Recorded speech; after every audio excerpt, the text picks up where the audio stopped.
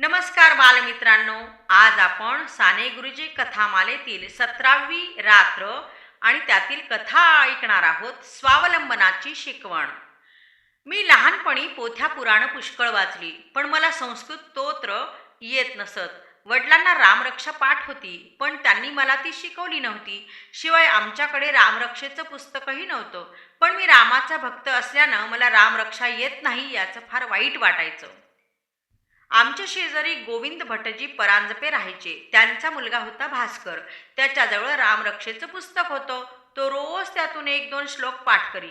संध्याकाळ झाली की आमच्या घरी येऊन म्हणून दाखवे. ते ऐकून मला वाईट वाटे व भास्करचा खूप मोठा राग येई.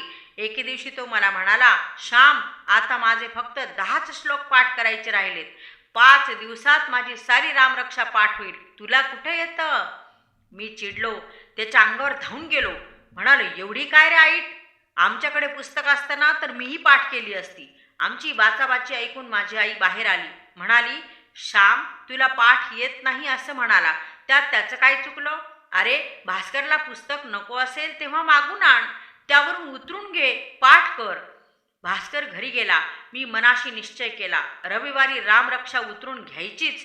मी कोरे कागद गोळा करून त्याची वही शिवली, लेखणी तयार ठेवली. रविवार उजाडताच भास्करच्या घरी गेलो, पण भास्कर पुस्तक द्यायला तयार होईना. तेव्हा त्याची आई त्याला रागवली आणि तिनं मला पुस्तक द्यायला लावलं. मी पुस्तक घेऊन घरी आलो. गोठ्यातील गुरं चरायला गेली होती. तिथे एकांत होता, म्हणून मी गोठ्यात बसलो आणि रामरक्षा उतरवण्यास सुरुवात केली. जेवणापर्यंत व जेवणानंतर लिहून माझी रामरक्षा पूर्ण झाली. दुसऱ्या दिवसापासून सतत रामरक्षा पाठ करण्याचा उद्योग मी सुरू केला आणि 8 दिवसात पूर्ण रामरक्षा पाठ केली. पुढच्या रविवारी वडिलांना म्हणून दाखवली. त्यांना फार मोठं आश्चर्य वाटलं. त्यांना वही दाखवली तेव्हा वडिलांनी माझी पाठ थोपटली. मी आईजवळ गेलो. तिलाही वही दाखवली. तिनं आनंदानं मला जवळ घेतलं आणि म्हणाली, अरे, देवानं आपल्याला हात, पाय, डोकं दिलं आहे. त्याचा वापर करावा. स्वतःच्या पायावर उभं राहावं. मनात निश्चय आहे ना, त्याला सर्व काही मिळत असतं.